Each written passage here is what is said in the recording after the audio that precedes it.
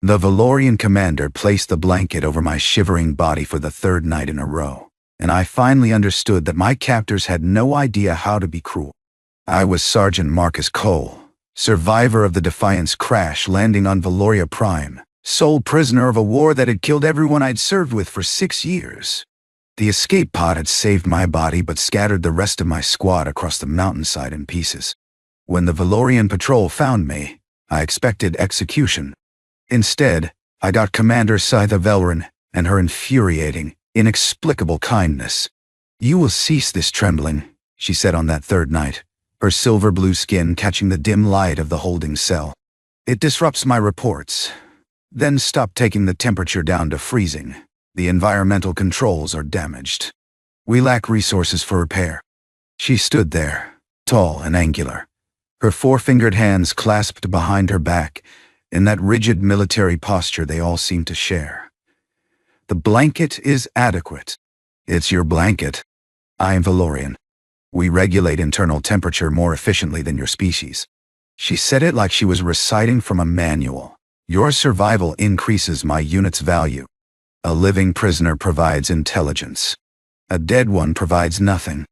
"Right. Strategic asset." "Got it." But I'd seen her shiver when she thought I was asleep. Valorians ran cold too.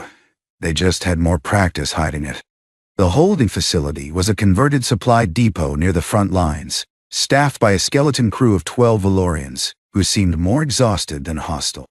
Commander Velryn was young for her rank. I'd picked up enough of their language to understand the whispers. Too young. Promoted too fast. Only survivor of the Velryn line after the Battle of Kareth.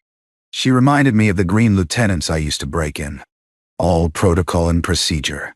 Terrified of making a single mistake, because one mistake might mean more dead soldiers. "Interrogation begins at dawn," she informed me, moving toward the cell door. "You will provide information regarding human fleet movements in the Terminus sector, and if I don't..." She paused. In the blue emergency lighting, I could see the exhaustion carved into her features, the slight droop of her secondary eyelids, the tension in her jaw. "Then I will be required to implement enhanced questioning protocols." She said it the way someone might say I will be required to shoot my own foot. "It would be preferable if you cooperated." "Preferable for who? For both of us, Sergeant Cole?" She met my eyes, and for just a moment the commander's mask slipped. Underneath was someone barely holding together. "I have read your service record. You have survived 7 major engagements. You did not survive them by being foolish." The door sealed behind her. I pulled her blanket tighter and tried to figure out why my enemy was working so hard to keep me alive. The interrogation room was a metal box with 1 table, 2 chairs and lighting designed to make everyone look like a corpse. Commander Velryn sat across from me with a datapad, her posture perfect, her expression unreadable. "Fleet positions in the Terminus sector," she began. "I'm a ground sergeant. I don't know fleet positions. You served aboard the Defiant for 2 years, as security. I guarded doors and shot boarding parties. Navigation wasn't in my job description." She made a note on her datapad. "Your unit's mission on Valoria Prime. Reconnaissance." Crash kind of interrupted that. "The crash that killed your entire squad." I didn't answer. The memory of the Defiant breaking apart, of Kowalski's voice cutting off mid-sentence on the comm, of Chen's body still strapped into her seat when I found the wreckage. "Sergeant Cole?" "Yeah." I cleared my throat. "Killed my entire squad." Commander Velryn studied me with those silver eyes. Valorians didn't emote the way humans did. Their facial structures were different, more subtle. But I was starting to learn the tells. The slight tilt of her head. The way her secondary eyelids flickered when she was processing something unexpected. "You were their commanding officer, second in command. Lieutenant Park was in charge." Was. Past tense. Everything was past tense now. She went down with the main hull. "You carry survivor's guilt. Is that a Valorian diagnosis?" "It is an observation." She set down the datapad. "I am familiar with the phenomenon." The silence stretched between us. Outside, I could hear the distant thump of artillery. The front lines were close, getting closer every day. Whatever resources the Valorians had, they were losing this war. I'd known that before the crash. Everyone knew it. The Valorian sovereignty was crumbling, and humanity was pushing hard to end this thing before winter. "You're the last of your family line," I said. Her secondary eyelids flickered rapidly. Surprise, I thought, or maybe anger. "You have been listening to my subordinates' conversations. Hard not to. Walls are thin." I leaned back in my chair. "Battle of Kareth. Bad one. All battles are bad ones, Sergeant." Her voice was ice. "Some are merely worse than others. Lost my first squad on Meridian of 4th E. Ambush in a valley. Watched my sergeant, my real sergeant, the one who trained me, bleed out because I couldn't get to him in time. I don't know why I was telling her this. Something about the way she held herself, like one wrong word would shatter her. They promoted me after, said I showed leadership under pressure. Felt like a punishment. It was not intended as punishment. No, it was intended to fill a hole. Dead sergeant, promote the corporal. Dead family line, promote the survivor. I met her eyes. That's what they did to you, right? Someone had to lead what was left of your unit. You were what was left. She didn't respond. Her hands were clasped on the table, perfectly still, but I could see the tremor in her secondary eyelids. I'm not going to give you fleet positions I don't have, I said. But I'm also not going to lie to you. Ask me something I can answer, and maybe we both get through this interrogation without anyone implementing enhanced protocols. For a long moment, she just looked at me. Then she picked up her datapad. Tell me about human ground combat doctrine, standard infiltration tactics, small unit maneuvers, adaptive response protocols. I can walk you through the whole manual if you want. That would be acceptable. It wasn't useful intelligence. Any Valorian officer with access to captured human documents already knew our basic doctrine. But it was something that let her write a report, satisfy her superiors, and not have to hurt a prisoner she clearly had no stomach for hurting. I had talked for 3 hours. She took notes. And when we were done, she escorted me back to my cell personally. The environmental controls will remain offline for several more days, she said at the door. I will arrange additional thermal supplies. You mean your blanket? I mean supplies requisitioned through proper channels. She hesitated. You will not mention the blanket in any official capacity. Wouldn't dream of it. That night, she brought 2 blankets. The new one was thin and scratchy, standard military issue. The other was hers, the same one she'd given me for 3 nights running, soft with use and faintly warm from her body. She left without a word. I wrapped myself in both and tried not to think about the fact that my enemy was going cold to keep me warm. The shelling started on my 8th day in captivity. I woke to the facility shaking, dust raining from the ceiling, and the unmistakable scream of incoming ordnance finding targets too close for comfort. Human ordnance. My people were advancing. The cell door burst open, and Commander Velrin stood there, sidearm drawn, her silver-blue skin pale, even by Valorian standards. You will come with me. Going somewhere? The facility is being evacuated. You are a strategic asset. She grabbed my arm. Her grip was strong, stronger than her slender frame suggested, and hauled me into the corridor. Move quickly. We have limited time. The depot was chaos. Valorian soldiers ran past us carrying equipment, data cores, wounded comrades. Through the smoke, I could see the far wall had collapsed, revealing a sky-lit orange with fire. Your forces have broken through the northern line, Velrin said, pulling me toward a rear exit. We are relocating to secondary position. You're retreating. We are relocating. Her jaw tightened. The distinction is strategically significant.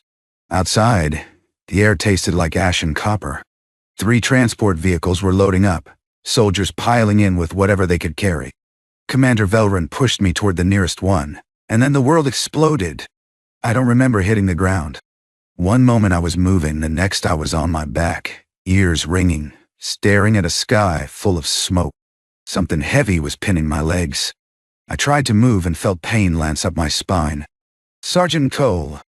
Velrin's face swam into view.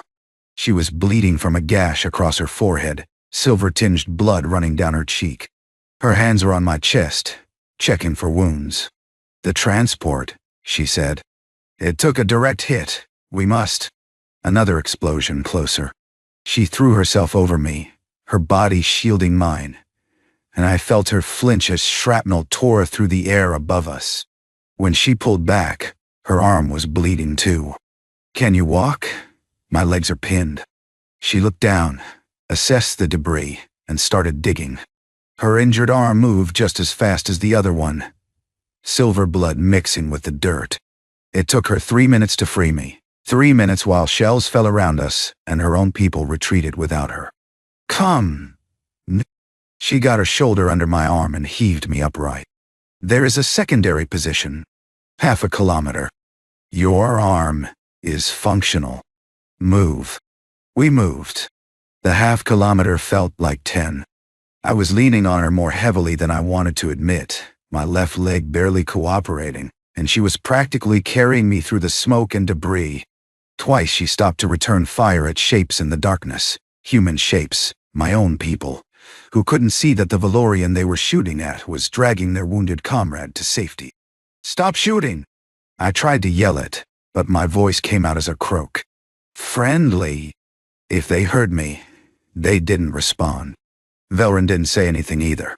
She just kept moving, kept firing, kept pulling me forward until we reached a concrete bunker half buried in a hillside. Inside, she deposited me against a wall and collapsed beside me, breathing hard. "Your people," she said eventually, "have very poor target identification. We're in the middle of a war zone. You're wearing enemy colors. I am dragging a wounded human, in the dark, through smoke, while shooting back at them." I coughed, tasting blood. Not exactly a clear "don't shoot me" signal. She looked at me. Her secondary eyelids were flickering rapidly. I'd learned that meant stress, or exhaustion, or both. The gash on her forehead was still bleeding. "You need medical attention," I said. "You need medical attention. I've had worse. That is not reassuring." She pushed herself upright with a wince and moved to a supply cache in the corner. A moment later, she returned with a field kit, dropping down beside me with considerably less grace than usual. "I am going to examine your leg, Velrin. Commander Velrin. Commander ... I caught her wrist before she could start.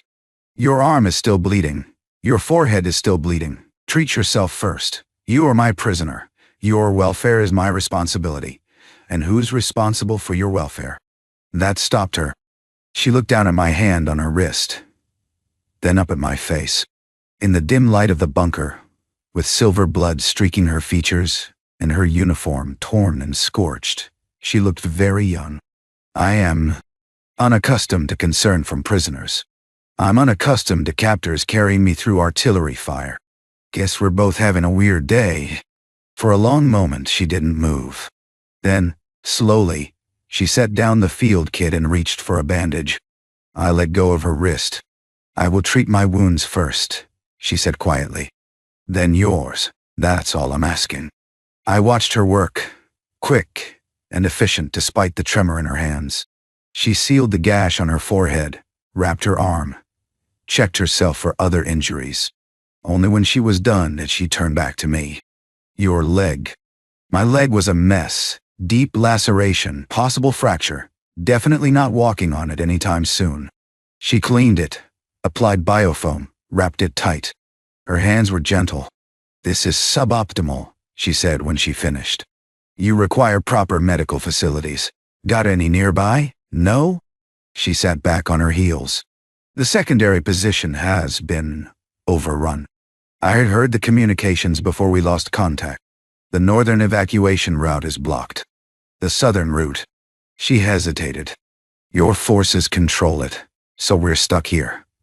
We are strategically positioned in a defensible location with limited supplies and no extraction options." Her jaw tightened. "Yes, we are stuck here." I leaned my head back against the wall and laughed. It hurt, but I couldn't stop. Here I was, wounded and trapped in a bunker, with an enemy commander who'd dragged me through hell to save my life, hiding from my own people who'd shoot us both without asking questions. What amuses you? The universe. I wiped my eyes. It has a sense of humor. I do not find our situation humorous. No, you wouldn't. I looked at her, really looked at her, past the uniform and the rank insignia and the enemy she was supposed to be. You saved my life back there. You could have left me. Your people were retreating, you were wounded, and you stayed to dig me out. You are a strategic asset. You keep saying that. I don't think you believe it anymore. Her secondary eyelids flickered. She didn't respond. How much food in that supply cache? 3 days, if rationed. Water for 4. And after that? After that, she said, one of us will have to do something inadvisable. We established a routine because that's what soldiers do. You find rhythm in the chaos or the chaos eats you alive. Commander Velron took first watch while I slept, then woke me for second watch while she rested. We rationed meals down to the calorie. She ate less than me, claimed Valorians required less nutrition, and I pretended to believe her. We avoided talking about the war, about the battles outside, about the fact that neither of us could contact anyone who might get us out of here. Instead, we talked about other things. You have family? She asked on the second night, sharing body heat in the corner of the bunker because the temperature had dropped and our supplies didn't include adequate thermal gear. Beyond your military unit? Had. Parents died when I was 19. No siblings. Uncles somewhere, but we don't talk. I shifted, trying to find a position that didn't aggravate my leg. The core was my family. Quad was my family. And now they're dead. I said it flatly, the way you learn to say these things, so I don't have family. She was quiet for a moment. Then, I had 7 siblings. 3 brothers, 4 sisters. We were a large family by Valorian standards. Had? The Velron compound was within the defense perimeter of Kareth Station. Her voice was very even. When the station fell, the compound fell with it. My entire line, parents, siblings, cousins, elders, was eliminated in a single orbital strike. I didn't know what to say. I knew about Kareth Station. Everyone did. It was one of humanity's biggest victories, a decisive blow against Valorian military infrastructure. Thousands of enemy combatants killed. Strategic target destroyed. Medals were handed out. Nobody mentioned the families living inside the perimeter. I was commanding a patrol unit in the outer sectors, Velron continued. I received notification of the compound's destruction via automated message. One moment, I had a family. The next, I had a name and a rank and nothing else. I'm sorry. Your forces won the battle. You should not apologize for victory. I'm not apologizing for the battle. I turned my head to look at her.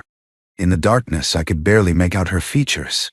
I'm apologizing for your loss. They're not the same thing. She didn't respond. But after a moment, I felt her shift slightly closer. By day 3, my leg was infected. I tried to hide it, but Velron was too observant, or maybe too familiar with wound care, to miss the signs. The swelling, the fever, the way I couldn't quite suppress a grimace when I moved. This is serious, she said, unwrapping the bandages. Her expression was carefully neutral, but I could see the tension in her jaw. The biofoam has failed. Contamination has set in. How bad? She didn't answer immediately. That was answer enough. We need antibiotics, she said. Proper antibiotics. The field kit contains only basic analgesics. Then I guess we need to find proper antibiotics. The nearest medical supplies are with your forces. She met my eyes, at the southern extraction point. 2 kilometers from here, through enemy territory, controlled by my people. I laughed, and it turned into a cough. That's a hell of a supply run. You cannot make the journey. I will go alone. Absolutely not. Sergeant Cole, you're Valorian. In enemy-controlled territory. During active combat operations. I grabbed her arm harder than I meant to. They'll shoot you on sight. Then I will not allow them to sight me. Velron, Commander Velron. But she said it softly, without heat. Marcus. You will die without treatment. The infection will spread. Your leg will require amputation, and we have neither the equipment nor the sterile conditions to perform such a procedure safely. Without intervention, you have perhaps 36 hours. I wanted to argue. I wanted to tell her she was wrong, that I'd survived worse, that I'd be fine. But I could feel the fever climbing, feel the wrongness spreading through my body. She wasn't wrong. You'll be killed, perhaps. She stood, checking her sidearm. But you will certainly be killed if I do nothing. The mathematics are clear. Since when do you care about my mathematics? She paused at the bunker entrance, silhouetted against the gray light outside. Her silver-blue skin was pale with exhaustion, her uniform still torn and blood-stained from the evacuation. She'd been giving me her rations, I realized suddenly. Eating even less than I thought. Keeping me alive at the cost of her own strength. I do not know, she said quietly. It appears to be a recent development. Then, she was gone. Time passed strangely after that. The fever made everything blur, walls shifting, sounds coming from the wrong directions, faces appearing out of the darkness that I knew weren't really there. Kowalski sat beside me for a while, cleaning her rifle the way she always did before a mission. Chen lectured me about proper combat spacing. Lieutenant Park reviewed mission parameters in her cool, professional voice. They were all dead. I knew they were dead, but the fever made it hard to remember what was real. You have to hold on, Park said, or the ghost of Park, or the fever dream of Park. The commander went for supplies. She'll be back. She's the enemy. Is she? Park smiled, and her face flickered between human and Valorian. Are you sure? I wasn't sure of anything anymore. At some point, the bunker door opened again. I couldn't tell how long Velrin had been gone. Hours, maybe, or days. She was covered in dirt and blood, some of it silver, some of it red, and she was dragging something behind her. Medical supplies, she said, her voice hoarse. From a destroyed transport. I had to improvise acquisition. You're hurt. I am functional. She knelt beside me, pulling out IV bags and medication vials. This will help. You will feel discomfort. Define discomfort, .du. She jabbed a needle into my arm, and the world went white with pain. When I could see again, she was hovering over me, monitoring something on a small diagnostic device. Her hands were shaking. What happened out there? I encountered a patrol, human, 4 soldiers. She didn't look at me. They did not survive the encounter, Velrin. I took no pleasure in it. Her voice cracked, just slightly. They were young, frightened. They did not understand why a Valorian was carrying human medical supplies. They opened fire. I responded. She finally met my eyes. I killed 4 of your people to bring medicine to 1 of your people. The mathematics are unclear. I reached up and took her hand. She startled at the contact, her secondary eyelids flickering wildly, but she didn't pull away. You saved my life, at the cost of other lives. Welcome to war. I squeezed her hand. It never makes sense. You just do what you can for whoever's in front of you and hope the universe balances out somewhere. Do you believe that? No. I let out a breath, but I believe you did the right thing. I believe you made an impossible choice, and you chose me. And I'm not going to let that be worthless. I'm going to survive this. For them, if nothing else. She was quiet for a long time. Then she lowered herself down beside me, not letting go of my hand. We should rest, she said. The antibiotics will require time to work. Will you sleep? I will attempt it. I felt her settle against my side, her body cooler than a human's but still warm, still alive. Her breathing slowed. Her grip on my hand loosened but didn't release. I watched the bunker ceiling until the fever dreams came back, and this time when the ghosts appeared, I told them I had someone looking out for me. On the 5th day, the war ended. I didn't know it then. We were still in the bunker, still rationing what was left of our supplies, still taking turns watching each other sleep. My leg was healing, slowly, painfully, but healing. The infection was retreating. I was going to live. Velrin had been quiet since the patrol. She performed her duties, checked my wounds, maintained the watch rotation.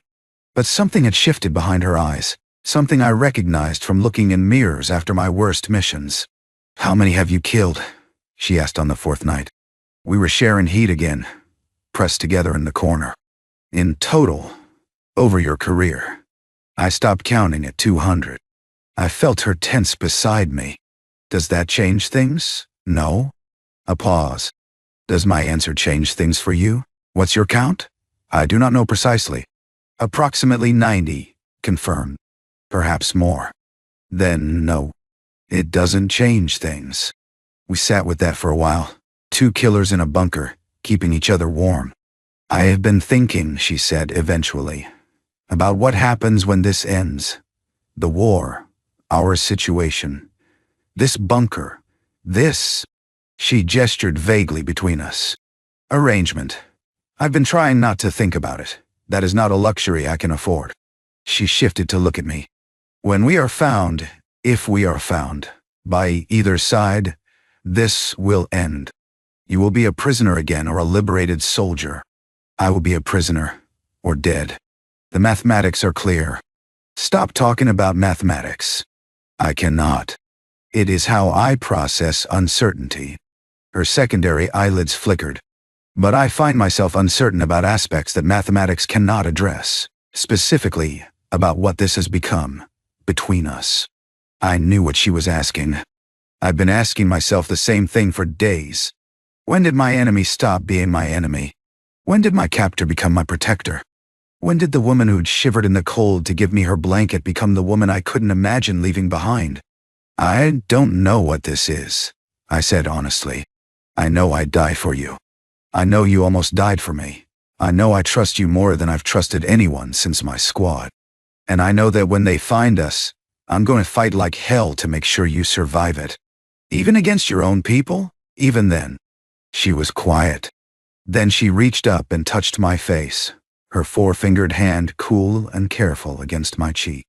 It was the first time she'd touched me without medical purpose, the first time she'd reached for me instead of responding to a necessity. "Among my people," she said softly. "Velthira. It translates imperfectly to your language. Something between soul-recognized and heart-bound. It occurs rarely, usually between those who have shared extreme circumstances. Battle. Loss. Die. Survival against odds. What does it mean? For the people who experience it, they become essential to each other. Not ownership, not dependency. Recognition that another soul has become integral to your own." Her thumb traced my cheekbone. I did not believe in Velthira. I considered it a cultural superstition, a romanticization of trauma bonding.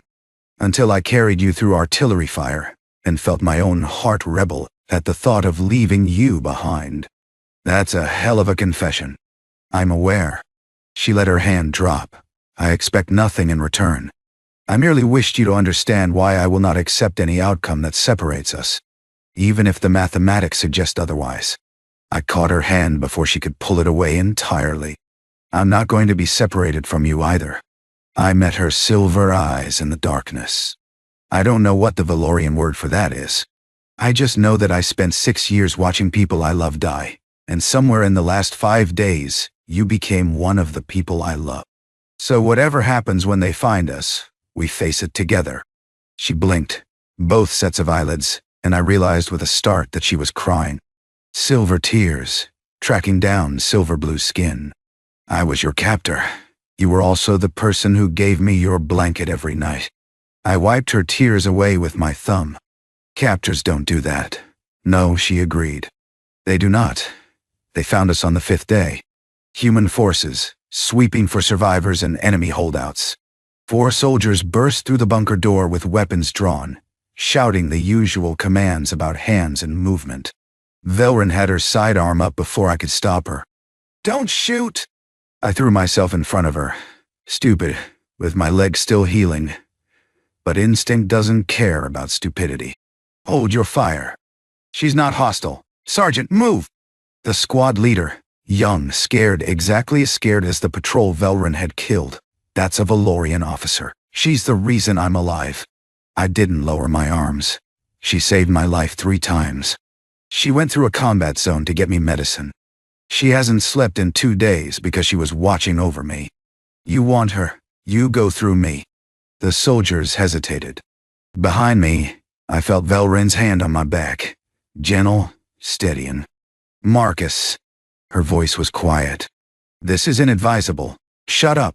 I didn't look away from the squad leader. What's your name, soldier? Corporal Hansen, sir. 7th Infantry, Recovery Detail. Well, Corporal Hansen, here's what's going to happen. You're going to lower your weapons.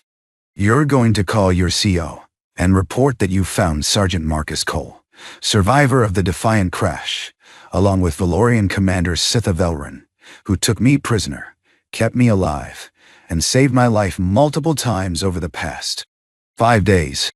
You're going to request guidance on how to handle a situation that's not in your manual. And while you're waiting for that guidance, nobody's going to get shot. Clear? Hansen looked at his squad mates. They looked at him. Then, slowly, he lowered his rifle. Get the CO on comms. It took 3 hours to sort out. 3 hours of explanations, verifications, arguments with increasingly higher ranks up the chain of command. 3 hours with Velrin kneeling beside me, hands on her head, while soldiers who wanted to kill her held their fire because I refused to move away from her. By the time Colonel Reyes arrived in person, the word had come down from command. The Valorian sovereignty had surrendered. The war was over. This is irregular, Reyes said, looking at us. The wounded human sergeant and the enemy commander pressed together in a filthy bunker. You understand that, Sergeant Cole. She's an enemy officer. She killed 4 of our people getting you medicine. And she saved my life. Multiple times. I met his eyes. What happens to her? Prisoner of war. Processing, detention, eventually repatriation once we sort out the surrender terms.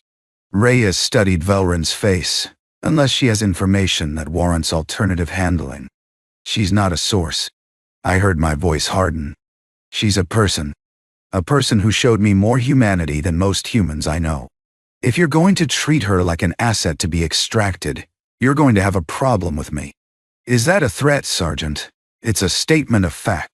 I pushed myself upright, ignoring the pain in my leg. She's not leaving my sight. You want to court-martial me for that, go ahead. But you're not separating us. Reyes looked at me for a long moment. Then, surprisingly, he smiled.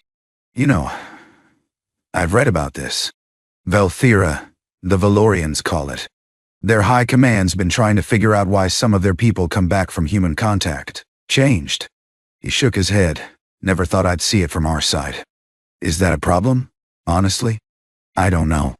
He turned to his aide. Process Commander Velrin as a protected prisoner. Keep her with Sergeant Cole. Medical says he needs constant monitoring anyway, and something tells me she's been doing that job just fine. 3 months later, I stood at a window in the new embassy complex, watching Sitha argue with a bureaucrat about repatriation paperwork. Her silver-blue skin caught the afternoon light, and she was gesturing with all 4 hands, which meant she was either very angry or very frustrated. Probably both. The War Crimes Tribunal had cleared her. The patrol she'd killed had opened fire first. Self-defense was documented and verified. Her treatment of me as a prisoner had been exemplary by any standard, more than exemplary given the blanket situation. When I testified about that, about the commander who'd given me her own warmth to keep me alive, the panel had gone silent. Valorians, it turned out, weren't supposed to do that. Taking heat from their own bodies for a prisoner wasn't just kindness. It was dangerous, a sacrifice that could have damaged her internal temperature regulation permanently. She'd never told me that part. You're staring again. Sitha appeared beside me. Paperwork apparently resolved. It is disconcerting. You never told me about the blanket. What it cost you, it cost nothing. Velrin. She sighed, her secondary eyelids flickering. It cost some minor temperature regulation capability. Nothing significant. You were dying of cold, Marcus. The mathematics were simple. The mathematics are never simple with you. I turned to face her fully. You almost hurt yourself to keep me warm. Yes. She met my eyes without flinching. And I would do it again. You were mine to protect, Even then, even when I did not understand what that meant, I thought about the bunker, about the fevered dreams and the shared warmth, and the moment when she touched my face and told me about Velthera. I thought about the word she'd used. Mine. Not possession. Recognition. The paperwork's cleared, she said. I am officially a diplomatic consultant attached to the Human Reconciliation Mission. It appears I will be remaining here for some time. That's convenient. I thought so. She was trying to suppress a smile. I'd learned to read her well enough to see it now. The subtle shift in her features that meant she was pleased about something. It made her look younger, softer. We should discuss living arrangements, I said. Since you're staying, yes. Her secondary eyelids flickered. We should. I have a small apartment near the medical center. Nothing fancy, but it's a good heating system. Heating is, acceptable. She paused. Does this apartment have blankets? I laughed. A real laugh. The kind that comes from somewhere deep and true. Plenty of blankets. Then I believe, she said slowly, that I would find the arrangement acceptable. We stood there in the afternoon light, watching the city rebuild itself around us. Human and Valorian workers side by side, cleaning up the rubble of a war that had taken so much from both of us. Somewhere out there, her family was dead. My squad was dead. All those ghosts following us into a future neither of us had expected to see. But she was here. And then I was here. And maybe that was enough to start with. Hey. I reached over and took her hand. Thank you. For what? The blanket. I squeezed her fingers. Every night. Her hand tightened around mine. You were cold, she said simply. And you were mine. Even then. Even then. 5 years later, when someone asked me how I met my wife, I told them the truth. I was her prisoner of war, and she gave me her blanket every night. They never quite believed me. But Scytha would be there beside me, her silver skin catching the light, and she would say, in that dry, precise voice I'd fallen in love with in a freezing bunker, the mathematics were simple. He was cold. I had a blanket. Everything that followed was merely inevitable. It wasn't inevitable. It was a choice made over and over again, every time she gave up her warmth for me. Every time I threw myself between her and a weapon. Every time we refused to let the universe separate what circumstance had brought together. Love isn't mathematics, whatever she claims. But it is recognition. It's looking at someone across a war zone, across a bunker floor, across a diplomatic reception, and knowing, this one is mine. This one I will not lose. This one gave me her blanket, even when she was cold. And I've spent every day since trying to return the favor. The end.